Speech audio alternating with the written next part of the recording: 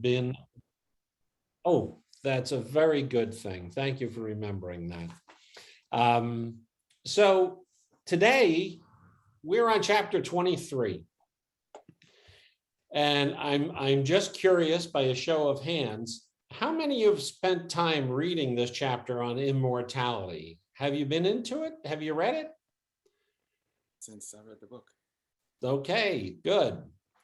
Because this, like I was kidding this morning in SOM Sunday, in the next 25 minutes, you're basically gonna learn everything there is about being immortal and living forever, right?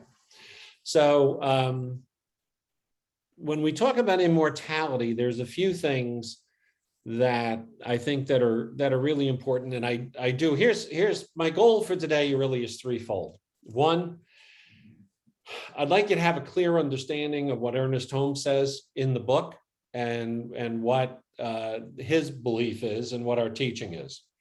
Two, I really, really would like to stimulate your contemplation on this particular topic and what your knowing is around this, because it really is it really is helpful to delve into this and have a good understanding. And of course, that's the third thing.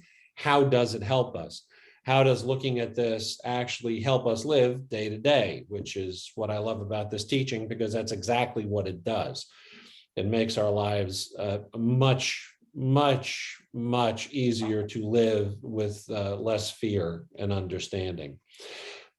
But when we look at immortality, I think we oftentimes look in one direction. And some of you, I'm gonna read you something quick which is kind of cute to get started with. But in actuality, some of you, this thing does in actuality cover both directions in which I want to look on this topic, but this sort of addresses both of those. And I know some of you have heard this before, and you're going to enjoy hearing it again. It's about an unborn set of twins that are having a conversation in their mother's womb. And the one says, "Tell me, do you believe in life after birth?" asked one of the twins.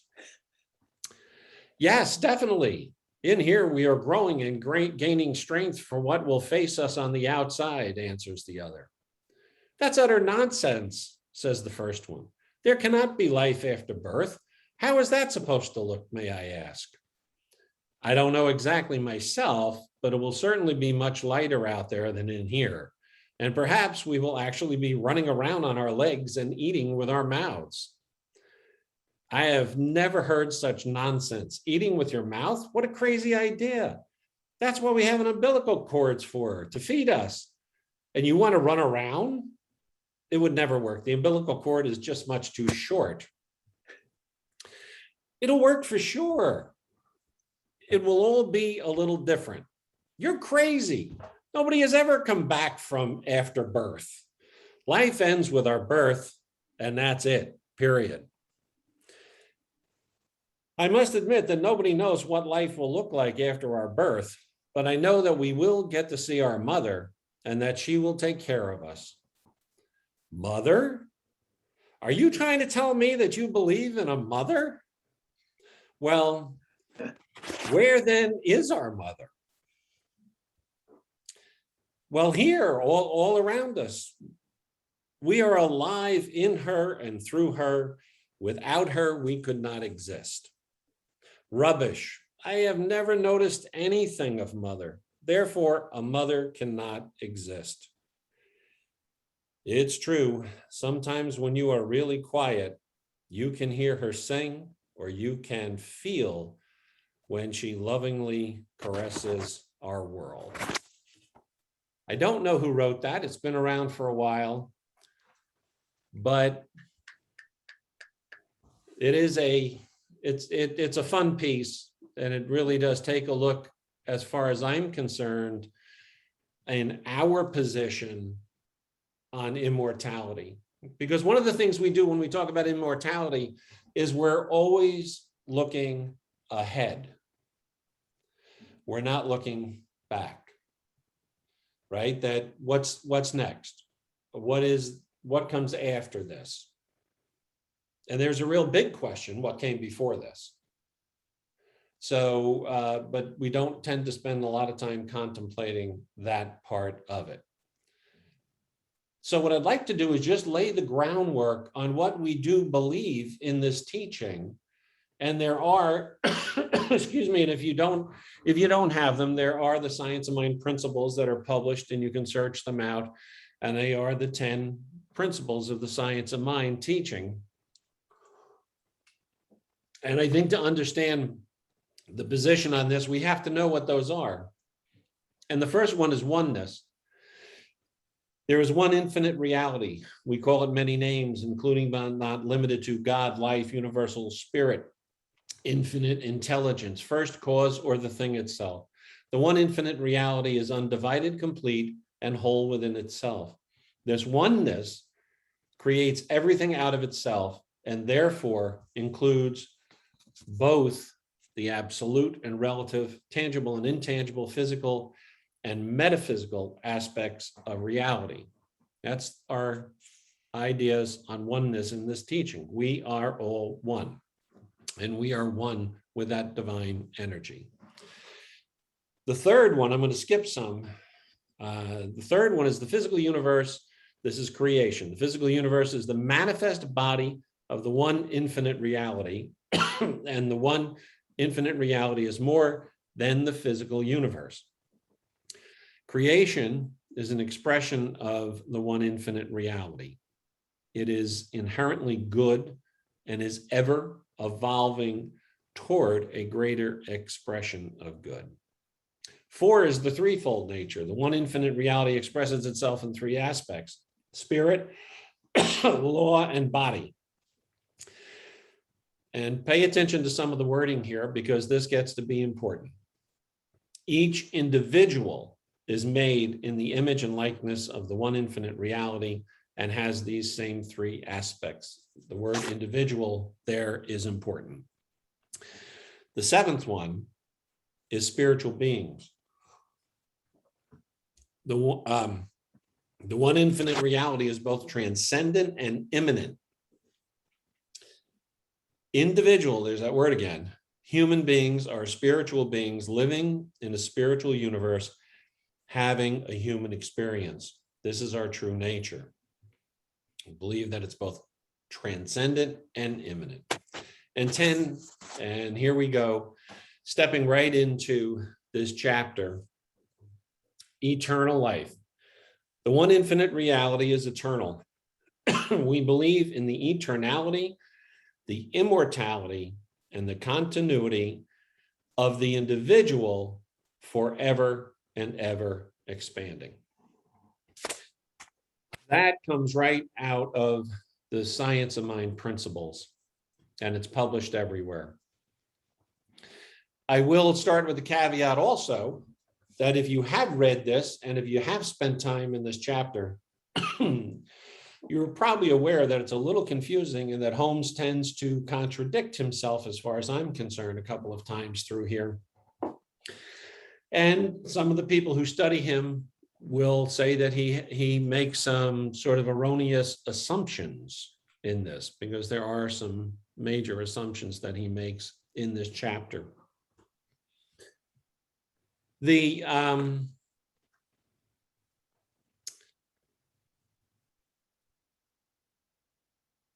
most important thing to this is, like I said before, why does this matter? What is it that our understanding of this helps us with? Does it really matter whether you believe in immortality or not? So, having read all of those from our principles, I would pose one question, and that is, can God die?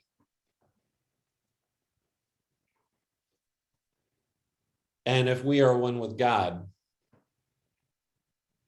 And if you're telling me that no, God can't die, then the logical next step would be that we can't die. Now, I don't know whether listen, none of us are going to get a precise answer in this until we actually do transition and we know what's there. But I can tell you in just recent example, how my understanding of this has really helped me. 25 years ago, I was going through a tough time in my life. I was going through a divorce. Excuse me, I was really realizing how screwed up I was. But somehow I came to the conclusion that I couldn't live until I could die. And that my ability to be okay with the concept of transitioning or with death had opened up my life tenfold. This wasn't a matter of a midlife crisis where all of a sudden I was feeling that my days were numbered and what did I have to cram into what was left. I realized that death wasn't the end. For me, I knew that that was part of my deep faith. I didn't even need to know what comes next. I don't know what comes next. Trust me, if I find out before you guys do, I'll send you a postcard or something. I'll let you know. But knowing those principles that we have there in oneness, knowing that I am one with God or any one of the other names that you call it. A month ago, I'm sitting in a doctor's office and he tells me, excuse me, don't know what's happening with my throat, but he looks at me and he tells me, Neil, I believe you're having heart failure. And I was like, okay. And, he made the brilliant comment that, of course, your heart hasn't stopped, which I thought was a great observation by a doctor. And he began to tell me, oh, you need to see a cardiologist, blah, blah, blah, blah, blah. And then he stopped and he said, are you as calm about this as you appear to be? I said, no, it's not calm. I'm actually excited. He goes, I've told this to a number of people. I've never gotten this response before.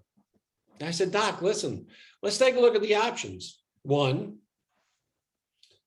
you're telling me that you found something wrong with me. We can fix it. I'll be great. Two, I die. I'm looking forward to whatever comes next. I'm looking forward to the transition. I know that what's going to come is going to be an incredible experience of transition to another level of consciousness, whatever that is. And honestly, I'm really curious. Timothy Leary said that death is the ultimate trip. Sorry, Marilyn, if that was a reference there, to you dropping, but that it without a doubt, I'm excited about what comes next. It's not going to be, as far as I'm concerned, an end. But let's take a look again when we go back into this chapter here and see what we're really talking about. If we're talking about something that transitions and goes into the next phase of life, what is that? And if you notice in the beginning, I said, pay attention to the wording and the wording of individual, because when you get into this topic, we're talking about individuality and personality. So the question comes up, and it comes up all the way through this chapter, is that if we move forward into another plane of consciousness, and Holmes in here says that he believes there are just multiple levels of consciousness. He also believes that is an up spiraling level of consciousness that we do. And the part that I referenced before, the erroneous part of what people say is a fallacy, is that his assumption that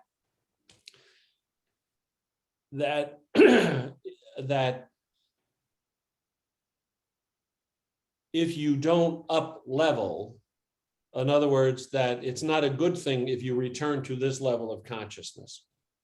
Okay. And as a matter of fact, I had it here somewhere where they say that his arbitrary assumption is that a return to earth is a step backwards. Not everybody agrees with that. So, but there are two things we're looking at here, is that if we are going to be immortal, what is it that we take with us? What is it that we don't take with us? And let's look at the difference between individuality and personality. Personality, and this is kind of why Ty's song, and he didn't know it, I Am Remembering Who I Am, was a perfect song for today, because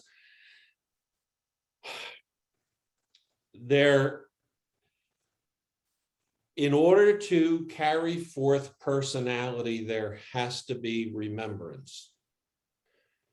Personality is a combination of thought patterns that are organized in a way to make sense of our environment. Personality is something that can change. Personality, and hopefully, to be honest with you, sometimes, our personalities do change. I mean, I ran into somebody a few years ago that said, "You're Neil?" I said, "Well, yeah." They go, she said to me, "I didn't like you. I didn't like the old Neil. Neil was arrogant. He wasn't, and I got it. I wasn't even offended." And she said, this new Neil is a whole different person. I like this Neil. So you can look at your own situation, your own lives, and see how has your personality shifted and how has your environment changed it. Individuality, we all know from the teaching that we say we are all individual expressions of the divine, unique individual expressions of the divine. So do we take our individuality of that core of who we are, and what is that? And there's a couple of different levels of questions that come up in this, because, and Holmes says that he believes you take the personality with you. Other points he says he doesn't necessarily believe that, but we're going to stick with that because that's the majority of the opinion. But suppose you woke up tomorrow morning and you had amnesia and you had no memory of what came before. Who would you be? Who is that individual? And if you ever read on the news within the past couple of months, the story of a man who has an early onset of Alzheimer's disease, and he's been married to a woman for 12 years, and he doesn't know who she is. But he falls in love with her all over again and asks her to marry him, not knowing he was married before. So it's kind of interesting that that portion of the individual could still react to the other individual without the remembrance of the personality portion of what's going on. So, it's interesting that a lot of times we don't contemplate this until there is a sudden death of somebody, and we we look at that. I know my daughters are going through it because their mother, my wife of 30 years, died in her sleep about a month or so ago. It's been a lot going on in the past month, you might notice. And now all of a sudden they're seeing this person who was alive, had a life, had all this stuff going on, and then all of a sudden that's not there. And it's causing them to take a look. And I think it's a really, really healthy thing for us to do. That it is without a doubt going to create our perspective and help us to live, if we get a good understanding of it, with no fear.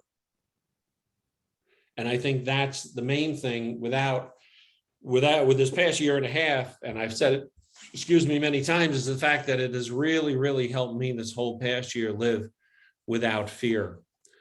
But when we look at the possibility of transitioning and getting on to another plane of existence, and here we are again looking at it this way. We are always looking at, when we talk about this, what comes next? Well, where are you now? Think about it for a minute. In this whole broad spectrum, if you're lucky, you're here and you're now and you're living in the present. But where were you? Those babies in the womb who were having this conversation, you were there at one point. I guess if you're not a twin, you couldn't have had that conversation, but you had that existence and what came before that. If you believe in reincarnation, then you're dead now. This is another existence for you. But what was that existence before? Now, I know, and everybody says, that, past life and past life regression work and all that. But for some strange reason, everybody who does that was the king of this or the queen of that, or this big, wonderful godlike figure. Nobody ever does it and goes, I was the guy cleaning the stables back there about 2,000 years ago. That's who I was. But it really doesn't matter. And it really doesn't matter who you were or what you will be.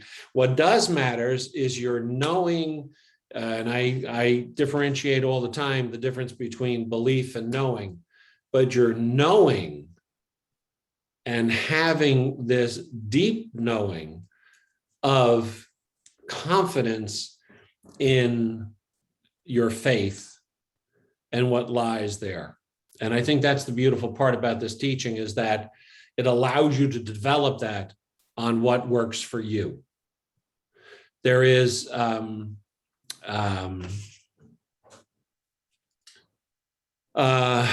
there's a statement. Let me see if I have it right here,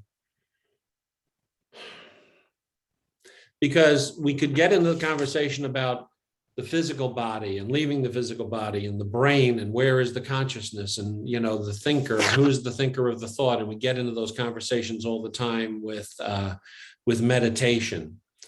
But we know that the physical brain is not the thinker of the thought. It executes it. So what moves forward with us? What doesn't move forward with us? By the way, I am totally open if anybody has a question on any of this, since this does sort of bounce around. And Purple, if you happen to see anybody who does have a question, what is it that that you want to know? And we'll see. I don't know that I have answers. I certainly have a way of trying to clarify the information, but one of the things we do know is that, one, there is such a thing as non-local communication, so that we know that we do have the ability to either receive information or get information in a non-local way. Okay, that it doesn't come through speaking, hearing, or whatever. It comes through that other way of doing it. And we also know that this is a reciprocal relationship that we have with the divine. And in that knowing, and like I said before, can God die? I personally believe that God always was, always is, and always will be. That if God can't die and I'm one with God, then it would be impossible for me to die. Still trying to figure out what that would look like. Okay. But there is, and one of the things that Holmes did believe in is the reciprocal relationship with this divine energy. And it kind of was, I think it was expressed, I think it was Rumi who said, what you are seeking is seeking you. And that kind of speaks to that reciprocal relationship, that, that human form is the divine expressing itself on this plane in form through this way. And at the same time, we are reciprocating with our desire to be connected in oneness back to the divine. So let's see. This is from Holmes. Just sort of wrap up what his ideas are in this chapter. Here is how I understand the theory. The soul starts out and has certain experiences. Through these experiences, the soul sets its karmic law into action. We live a certain life. We do a certain amount of things, experiences. We set in motion in our subjective mind a certain chain of causation, certain mental tendencies which are stored in this subjective mind. When we die, we leave our objective abilities and the ability to choose behind, and we pass into the subjective state where a new initiative can start. Whatever brought us into this human form can certainly take us into another form, not knowing what it is, but we are left with a wonderful chapter of helping us shake out our thinking on this. So before we treat out, does anybody have any questions? Anything that came up for you during this? Mo? A question for Mo? I don't think I'm clear still as to what difference the knowing of immortality or just believing that, yeah, I die and that's it. What difference it makes. You started to talk about that, and then I don't think I got the essence of what you were saying. Well, I can only speak for myself, and Correct. obviously, you would work this out, but my knowing that that something comes next, that I move to a different level of consciousness, and with all those core beliefs that I read in the beginning, knowing that I believe in a divine spirit that is good and very good. And in those basic principles, I know whatever transition I make, I am confident in that it's going to be a good experience. That's it for me. Marilyn. What came to my mind, that we say that the power of our conscious thinking creates our lives, right? When we transition, we still have a consciousness or a consciousness that was creating something. Why isn't it that we create the life hereafter that we think is the life for us, and gives everybody on the planet the right to create their own hereafter? If you believe in heaven and hell and damnation, maybe that's what you're going to end up entering into. If we believe in the goodness of life and peace and everything else, why? And when we wake up on the next plane, why isn't it the same as the earth? Why isn't this earth the individualized plane of existence of our consciousness that would continue forever? Well, it certainly was this time. Right. Don't know about next time, but that's why I love this conversation, because it generates that thought process in each of us. And that may be it. Whatever we've done here certainly is laying the groundwork for whatever happens in one way or another. One of the interesting things is that if you examine the idea of personality and individuality, that we quite often say that there were difficult people who were not easy to get along with, or angry people, and we somehow will say to ourselves, well, they're at peace now. Now they're out of that. And We don't know that that's true. If we do take personality with us, as Holmes would suggest in certain parts of this chapter, then maybe that's not true. A lot of food for thought. Beth. Yes, hi. Thank you, Neil. This is very relevant for me right now. I feel like I'm at a phase of life where I'm clearly working this through. Not having, well, I feel like there are stages of coming to understanding. And right now I'm still pretty much in reactive phase. The uncertainty and the unknown, kind of freaks me out still. Any words of wisdom for how I can get to the next phase of life? I like how you're pretty chill with the whole thing. Boy, if a doctor was telling me what your doc was telling me, I would love to be chill like that. So what's your secret, man? Faith. Yeah. I'm deep in my knowing. I wholeheartedly have used this teaching to produce a level of knowing that I am so confident in that I quite literally in this past year has demonstrated it for many reasons. I live with almost zero fear in my life. I have nothing to fear because my faith is that strong that I know, again, to our core principles, everything happens for me.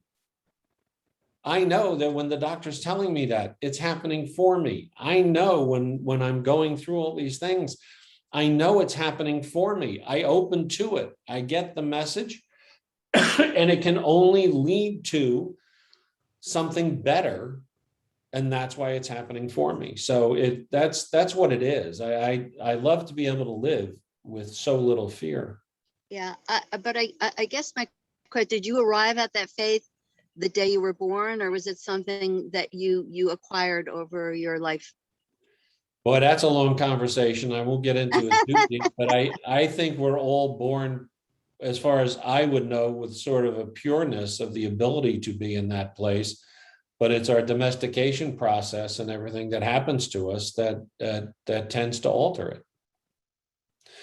By the way, he does reference karma in this chapter, and I'll tell you the one thing that he does say, which is really powerful, and you know that Reverend Michelle is big on forgiveness. You know, Holmes says that he loves the fact that the only thing that can interrupt karma is forgiveness. Anybody else? All right, let me treat us out. So,